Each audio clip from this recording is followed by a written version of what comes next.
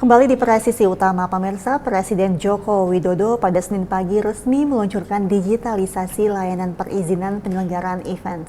Peluncuran oleh Presiden ini didampingi langsung oleh Kapolri bersama sejumlah Menteri Kabinet Indonesia Maju. Kapolri Jenderal Polisi Listio Sigit Prabowo Senin 24 Juni 2024 mendampingi Presiden Joko Widodo dalam peresmian peluncuran digitalisasi layanan perizinan penyelenggaraan event di Tribrata, Jakarta Selatan. Peluncuran layanan digital ini diharapkan dapat mempermudah para penyelenggara event untuk proses mendapat izin dalam menggelar event. Hal terbaik menurut Presiden dari digitalisasi izin ini adalah dapat meningkatkan kedatangan wisatawan mancanegara sebanyak-banyaknya. Kedatangan para wisatawan mancanegara dapat melalui konser musik, event olahraga, hingga pertemuan internasional seperti pertemuan G20 dan World Water Forum. Dukungan pemerintah, baik itu kemudahan akses, keamanan, dan lain-lainnya. Masalah utama penyelenggaraan event di negara kita itu adalah kepastian izin yang tidak diberikan jauh hari. Jadi saya minta juga kepada penyelenggara event itu mengajukannya jauh-jauh bulan sebelumnya, 6 bulan sebelumnya, setahun sebelumnya, mengajukan izin dulu. Artinya itu ada perencanaan yang baik, manajemen perencanaan yang baik, kapan event itu diselenggarakan. Pemerintah, jajaran pemerintah juga, tadi sampaikan oleh Pak Kapolri, totalnya bisa disampaikan hanya dalam waktu 14 hari dari beberapa perizinan tadi. Selain Presiden, tampak hadir juga sejumlah Menteri Kabinet Indonesia Maju, Jaksa Agung, Panglima TNI, hingga PLT Gubernur DKI Jakarta. Peluncuran ini juga diikuti oleh Polda jajaran seluruh Indonesia secara daring. Dalam penjelasannya, menurut Kapolri, peluncuran digitalisasi perizinan event ini dilakukan secara kolaboratif oleh Polri bersama 8 kementerian. Digitalisasi perizinan bukan hanya sekedar memindahkan proses manual ke online, tetapi juga penyederhanaan proses birokrasi perizinan. Sebelumnya proses perizinan event tingkat nasional di kepolisian saja memakan waktu 14 hari. Saat ini penyelenggara event tinggal mengisi form pengajuan dan melengkapi dokumen persyaratan secara online. Instansi terkait mulai dari pengelola venue, dinas parekraf, dan satuan-satuan polisi terkait dan akan langsung memproses perizinan paling lama 14 hari kerja. Selesai proses pembayaran sesuai dengan Peraturan Menteri Keuangan RI nomor 104 tahun 2023. Perizinan dapat langsung terbit dan diunduh dari mana saja. Dengan adanya layanan digital ini diharapkan industri kreatif di Indonesia semakin berkembang, bertumbuh dan memberikan manfaat dan kontribusi bagi masyarakat dan pemerintah.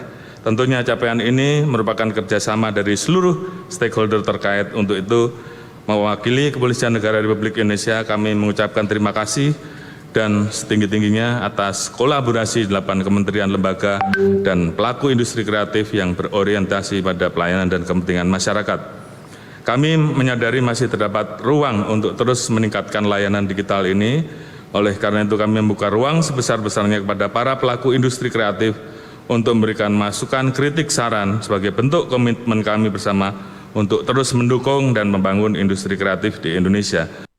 Kapolri pun memastikan melalui digitalisasi ini seluruh proses perizinan event dalam negeri hanya akan memakan waktu 14 hari. Sementara itu untuk izin event internasional nantinya hanya akan memerlukan waktu 21 hari. Dari Jakarta, Faris Hasni dan Irfan Juni melaporkan untuk Polri TV. Beralih ke informasi lainnya, pemirsa, survei Litbang Kompas menunjukkan peningkatan indeks kepercayaan publik kepada Polri. Peningkatan kepercayaan publik ini pun berjalan bersama tingginya harapan masyarakat agar Polri terus menjadi lebih baik. Bangga ya, kepolisian kita sekarang udah makin bagus, makin baik. Ya, tingkat kepercayaan juga saya lihat memang sudah lebih dipercaya masyarakat. Jadi terus tingkatkan dan sekali lagi terkait sama yang investasi bodong tadi, ya lebih dekat lagi ke masyarakat yang tidak paham hal-hal seperti itu. Harus edukasi, harus ada informasi yang jelas. Karena modelnya, modusnya seperti apa ya, sebaiknya masyarakat lebih banyak tahu. Karena sekali lagi, kepolisian adalah yang bagian dari ketidaktahuan masyarakat ini bisa dibantu oleh kepolisian. Ya, Polri itu harus profesional ya. Polri itu harus punya hati. Apalagi dia mau ulang tahun. Saya tuh kalau di tempat jalannya sepi atau apa, saya berharap ada polisi gitu. Polisi itu ada sosok polisi yang akan menolong. Jadi saya masih percaya kepada polisi, walaupun ada juga polisi gadungan ya. Jadi saya berharap ke depan ini polisi betul-betul mengharumkan bangsa ini, menjadi pengayom bangsa. Saya penuh harapan banget sama polisi. Karena saya suka sekali melihat polisi dengan seragamnya yang berwibawa, dengan menjaga dirinya tidak terlibat kejahatan. Nah, itu jadi saya berharap kami selalu mendoakan polisi. Saya sebagai masyarakat biasa turut senang ya, karena berarti Polri menunjukkan kinerja yang benar-benar masyarakat itu melihat kinerjanya gitu ya. Dan saya pribadi pun juga melihat kinerja Polri pun juga semakin bagus.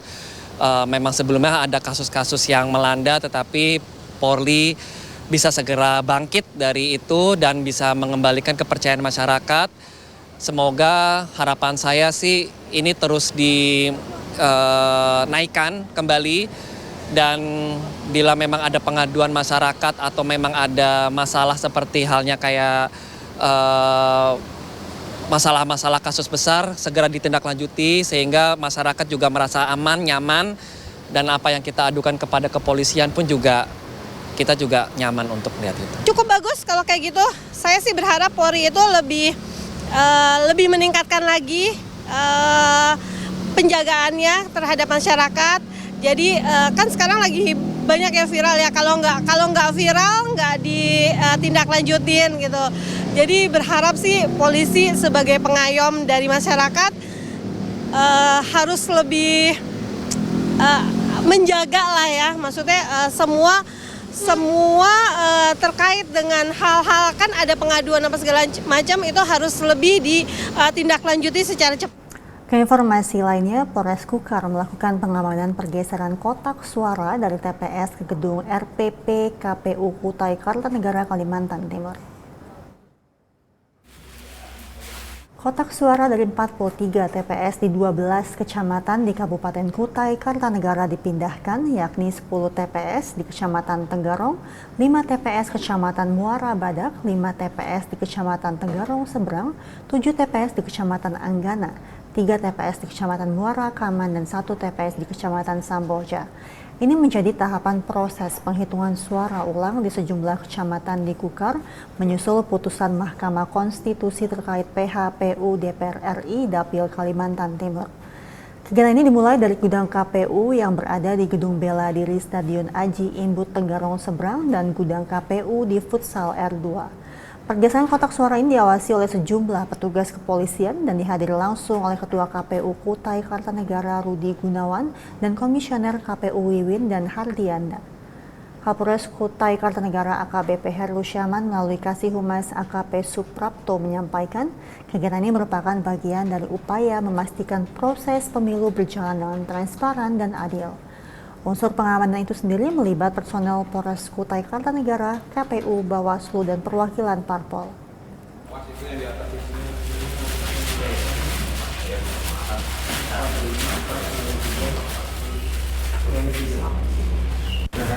Sementara itu, dalam rangka meningkatkan pelayanan publik bagi masyarakat Kabupaten Tanah Laut, Kalimantan Selatan, kantor Samsat Plehari Kabupaten Tanah Laut melayani wajib pajak kendaraan bermotor. Selamat datang di kantor pelayanan bersama Samsat Plehari Kabupaten Tanah Laut. Kantor Samsat Plehari berlokasi di Jalan Ahmad Yani, Kelurahan Panggung, Kecamatan Plehari, Kabupaten Tanah Laut. Kantor Samsat Plehari melayani wajib pajak pemilik kendaraan bermotor tanpa calo dan anti KKN. Bagi wajib pajak, sebelum memasuki kantor Samsat bisa memarkirkan kendaraan pada tempat parkir yang telah disediakan. Selanjutnya, wajib pajak akan dipersilakan masuk oleh petugas security dan diarahkan kepada petugas informasi yang berada di dalam kantor Samsat Plehari.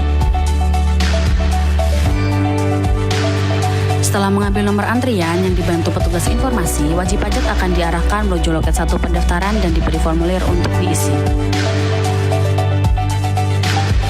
Kemudian, wajib pajak mengisi formulir pada meja yang telah disediakan. Setelahnya dikumpulkan kembali kepada petugas loket 1 untuk dilakukan pendaftaran dan registrasi.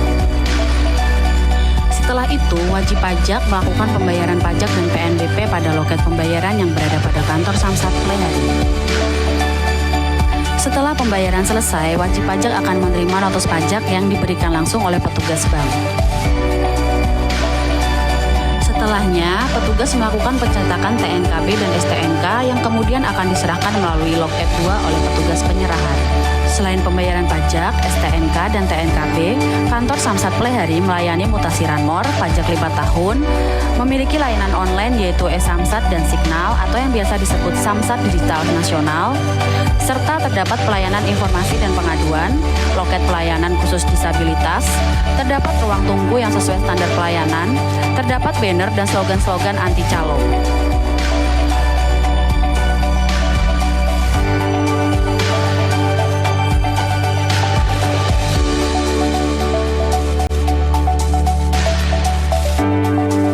Selain pelayanan pada kantor Samsat, Polres Tanah Laut beserta Dispenda membuat terobosan baru yaitu Samsat Bantu Kintab yang memudahkan masyarakat yang jauh dari kantor Samsat Plehari untuk bisa tetap melaksanakan wajib pajak.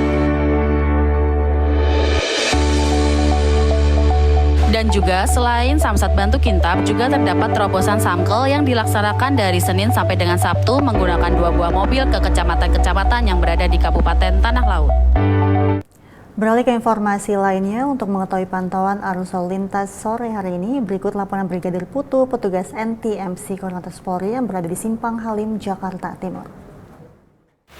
Selamat sore pemirsa, pada jam pulang beraktivitas Anda, saat ini saya sedang berada di kawasan Simpang Halim, Jakarta Timur.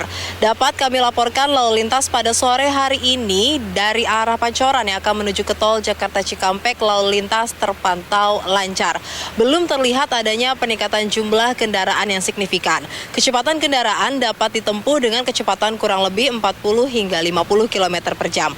Selanjutnya, arus lalu lintas dari arah Pancoran yang akan berbelok ke Halim, lalu lintasnya juga terpantau lancar. Terjadi sedikit antrian kendaraan hanya menjelang traffic light dan selepasnya kendaraan kembali dapat mengalir dengan kecepatan kurang lebih 40 km per jam.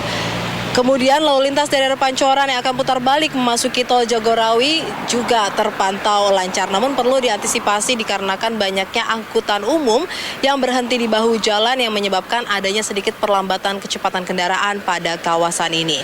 Selanjutnya pemirsa, kendaraan yang keluar dari tol Jakarta Cikampek yang akan menuju ke Cawang atau Pancoran saat ini juga terpantau lancar. Belum terlihat adanya peningkatan jumlah kendaraan yang signifikan. Begitupun bagi kendaraan yang keluar dari tol Jakarta Cikampek yang akan berbelok kiri menuju ke Halim. Dan terjadi perlambatan kecepatan kendaraan hanya menjelang traffic light, selepasnya kendaraan kembali dapat mengalir dengan kecepatan normal. Walaupun lalu lintas terpantau lancar, kami tetap mengingatkan bagi para pengendara untuk selalu berhati-hati dengan mematuhi rambu-rambu lalu lintas yang berlaku serta marka jalan yang berlaku pada kawasan ini.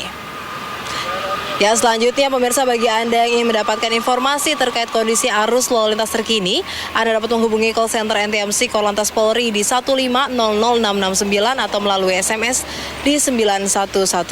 Stop pelanggaran, stop kecelakaan, keselamatan untuk kemanusiaan, Indonesia tertib dan salam presisi. Demikian saya Brigadir Putu Fungi melaporkan langsung dari kawasan Simpang Halim, Jakarta Timur. Semoga bermanfaat dan hati-hati di jalan. Polresta Banjarmasin dan Polres Belitung menggelar kegiatan jalan santai atau fun walk yang diikuti personel Polres jajaran serta masyarakat. Informasi lengkapnya akan kami hadirkan setelah jeda berikut ini.